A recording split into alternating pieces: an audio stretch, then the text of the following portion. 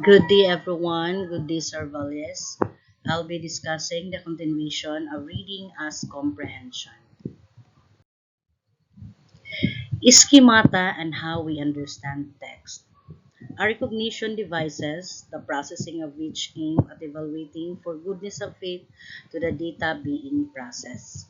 So, a good readers draw on prior knowledge and experiences to help them understand what they are reading and are thus able to use that knowledge to make connections. Evaluating the goodness of faith in schemata. As we read text, clues from the story suggest possible interpretation that are then evaluated against the successive sentences of the story until finally a consistent interpretation is discovered. There are also some ways to assist reading comprehension that can be seamlessly incorporated to any lessons. So first, make connections. Students can demonstrate understanding by making a text-to-text, text-to-self, or text-to-world connections. Second, do a think, pair, share. Third, summarize the story.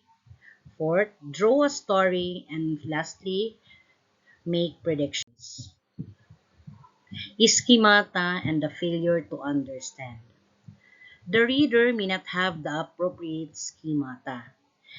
He or she may not cannot understand the concept of being communicated. So the reader may have the appropriate schemata, but clues provided by the author may be insufficient to suggest.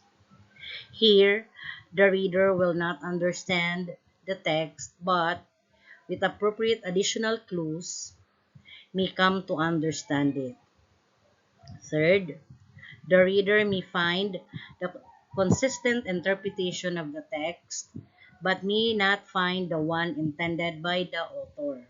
So in this case, the reader will understand the text but will misunderstand the author. For instance, the author might actually be describing a wrestling match, but the rocky passage, but those who activate the convict schema, the passage makes perfect sense.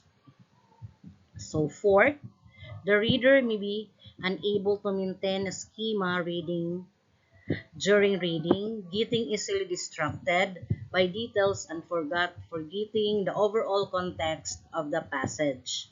So in reading, some reader first activate the convex schema, then change the whole schema when they get the sentence.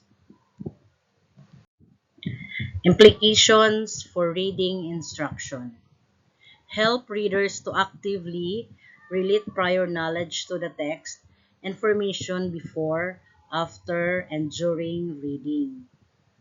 The teacher can use question and activities that lead the students to engage and apply prior knowledge to predicting or elaborating on or reconnection to the information given to them by the teachers.